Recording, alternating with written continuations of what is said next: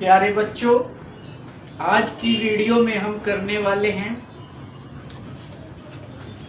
हरियाणा की मृदा। कौन सी बेटा?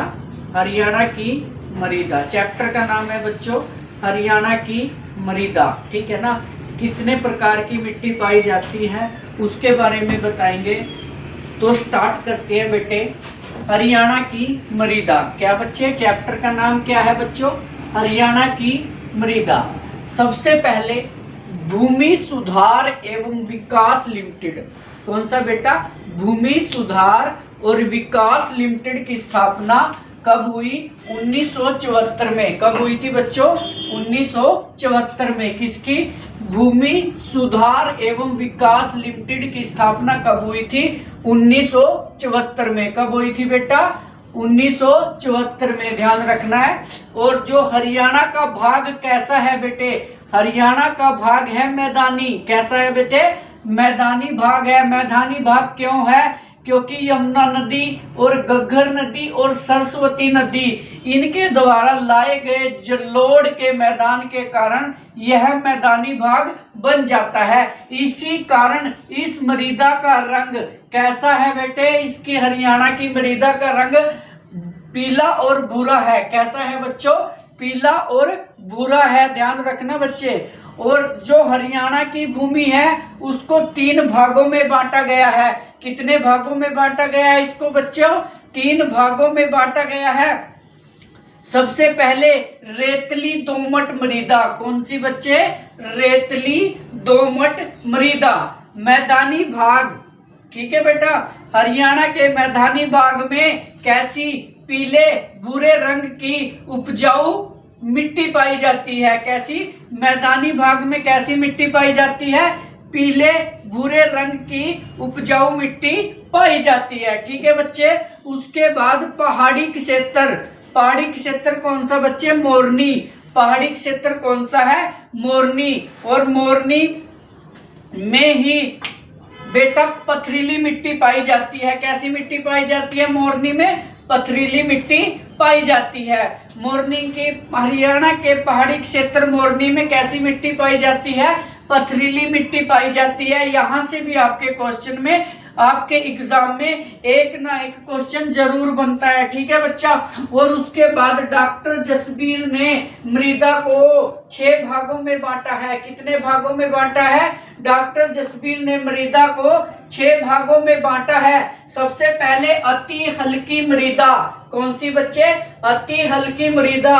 ये पाई जाती है आपकी सिरसा के अंदर, महेंद्रगढ़ के अंदर और भिवानी के अंदर बच्चे, फतेहाबाद के अंदर और सिरसा दक्षिणी भाग के अंदर। ये कैसी मृदा पाई जाती है?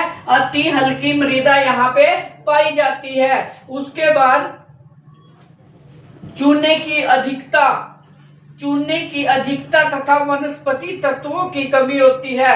इसमें चूना तो अधिक होता है हल्की मृदा में और वनस्पति तत्वों की इसमें कमी होती है। और जल ग्रहण कम करती है और जल शीघ्र ही सूख जाता है इसमें। ठीक है बच्चे। क्या? जल ग्रहण कम करती है और जल जल्दी से इसमें सूख जाता है। उसके बाद इसमें दाल और मोटे अनाज की खेती होती है। किसकी खेती होती है? दाल और मोटे अनाज की खेती इसमें होती है। उसके बाद हल्की मृदा। कौन सा पॉइंट है? हल्की मृदा। हल्की मृदा अपेक्षाकृत बालू और दोमट मृदा है। कैसी है? अपेक्षाकृत बालू और दोमट मृदा है। और इसे बुलई दोमट मृदा भी कहते हैं। कौन सी मृदा कहते हैं? बुलई दोमट मृदा भी कहते हैं। फर्स्ट क्या कहते हैं बेटा? अपेक्षाकृत बालू दोमट मृदा कहा जाता है। दूसरा बालुई दोमट मृदा भी इसको कहा जाता है। उसके बाद बच्चे अपेक्षाकृत बालू दोमट मृदा पहले पढ़ेंगे बच्चे। अपेक्षाकृत बालू दोमट मृदा। ठीक है ना। इसको सबसे इंपॉर्टेंट पॉइंट रसोली भी कहा जाता है। अपेक्षाकृत बालू दोमट मृदा को क्या कहा जाता है? रसोली भी कहा जाता है। और ये कहाँ कहाँ? भिवानी में मिलती है बच्चे। उसके बाद ये रेवाड़ी में मिलती है। उसके बाद गुरुग्राम और झज्जर हिसार में ये पाई जाती है और इसमें जल धारण करने की क्षमता अधिक होती है। किसमें होती है? अपेक्षाकृत बालू दोमट मृदा में जल धारण करने की क्षमता अधिक होती है और फसलें भी इसमें अच्छी होती है। किसमें होती है? बालू दोमट मृदा में। और बालू दोमट मृदा नरम, ये कहाँ कहाँ मिलती है बेटा? ये नरम होती है और सिरसा और डब्बावली सिरसा की जो तहसील है किसमें? डब्बावली में पाई जाती है। कौन सी? बुलई दोमट मृदा, यह नरम होती है। सिरसा की तहसील डब्बावली में भी यह पाई जाती है। ठीक है बच्चे। उसके बाद है मध्यम मृदा। कौन सी बच्चे? मध्यम मृदा। मध्यम मृदा दो भागों में बांटी गई है, एक तो भारी दोमट और एक हल्की दोमट। ठीक है बेटा। ये भारी दोमट और हल्की दोमट का रूप ही मध्य मृदा है। कौन सी है बेटा? मध्य मृदा है। ध्यान रखना, भारी दोमट और हल्की दोमट का रूप ही मध्य मृदा है। 3 प्रकार की होती है। यह कितने प्रकार की होती है बच्चों? 3 प्रकार की होती है। फर्स्ट होती है मोटी दोमट। कौन सी बेटा? मोटी दोमट। यह कहाँ मिलती है? नुहू है, फिरोजपुर व झिरका के निचले क्षेत्र में मिलती है। कहाँ मिलती है? नुहू है, फिरोजपुर और झिरका के निचले क्षेत्र में कौन सी? मोटी दोमट मृदा मिलती है। ठीक है बच्चे। उसके बाद हल्की दोमट मृदा, यह उत्तरी भाग, कौन से बेटे? उत्तर भाग अंबाला के दक्षिणी पश्चिमी भाग तथा मध्यम रेवाड़ी में मिलती है। ठीक है बेटे। कौन सी मिलती है? हल्की दोमट मृदा। उसके बाद होती है दोमट मृदा।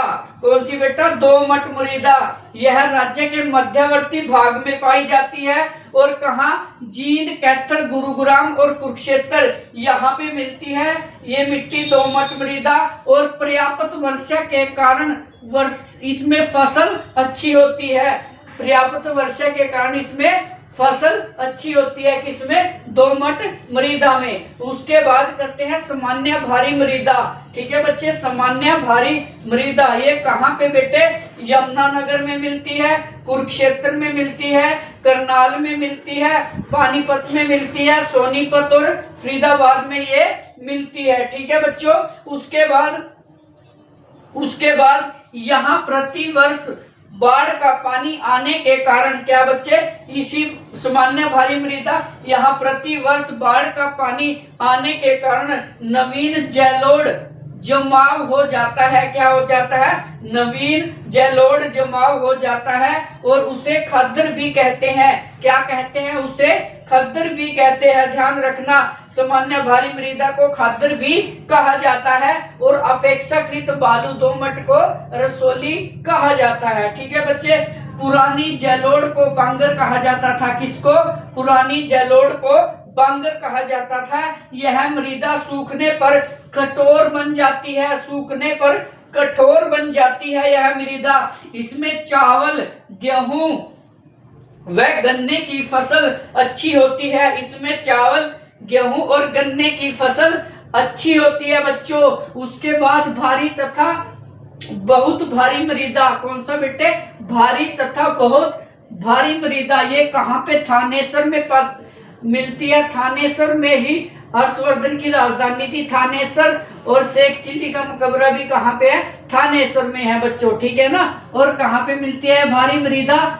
थानेसर में भारी मृदा मिलती है, जगाधरी और फतेहाबाद में मिलती है। ठीक है बच्चे। और इस मृदा को डाक्कर भी कहा जाता है। भारी मृदा को क्या कहा जाता है बच्चों? डाक्कर भी कहा जाता है। और इसमें गेहूं, चावल और जौ और कपास की खेती होती है। किसकी खेती होती है? गेहूं, चावल और कपास की खेती होती है। और नंबर 3, थानेसर फतेहाबाद में गागर के क्षेत्र में सोलर नामक कठोर चीका मृदा पाई जाती है। थानेसर फतेहाबाद में गागर के क्षेत्र में सोलर नामक कठोर चीका मृदा पाई जाती है। उसके बाद बात करते हैं बच्चों शिवालिक गिरिपादिक चट्टानी मृदा। कौन सी बेटा? शिवालिक गिरिपादिक चट्टानी मृदा। ये आपकी पंचकुला, यमुनानगर, कालका, जगाधरी और अंबाला में मिलती है। कौन सी? शिवालिक गिरिपादिक चट्टानिक मृदा। उसके बाद बच्चों गिरिपादिक मतलब गिरिपादिक को ही घर व कंधी भी कहा जाता है। क्या कहा जाता है? घर व कंधी के नाम से भी जाना जाता है। ये भी इसको इम्पोर्टेंट है। घर और कंधी किसको कहा जाता है? गिरिपादिक मृदा को। ठीक है बेटे। उसके बाद ये कालका नारायणगढ़ की तहसील वगैरह में पाई जाती है। उसके बाद बेटा चट्टानी मृदा। चट्टानी मृदा कम उपजाऊ होती है और यह कहाँ मिलती है? दक्षिणी भाग में मिलती है और अरावली क्षेत्र में मिलती है और पथरीली व रेतली मृदा होती है। कैसी मृदा होती है? पथरीली और रेतली मृदा होती है। और मृदा अपवर्तन जल व वायु के द्वारा होता है। किसके द्वारा होता है? मृदा अपवर्तन जल व वायु के द्वारा मृदा का अपवर्तन होता है। ठीक है बेटे। यह मृदा अपवर्तन से उपजाऊ परत नष्ट हो जाती है। मृदा अपवर्तन के कारण उपजाऊ परत होती है वो नष्ट हो जाती है मृदा अपवर्तन के कारण। और मृदा अपवर्तन को रेंगती मृत्यु भी कहा जाता है। मृदा अपवर्तन को क्या कहा जाता है बच्चों? रेंगती मृत्यु भी मृदा अपवर्तन को कहा जाता है। और उसके बाद नोट, चिकनी मिट्टी में पानी धारण करने की क्षमता अधिक होती है। चिकनी मिट्टी में बच्चों पानी धारण करने की क्षमता अधिक होती है। बेटा इस टॉपिक को ध्यान से देखना, मृदा से रिलेटिव आपका कोई भी क्वेश्चन नहीं छूटेगा। Thank you so much dear students.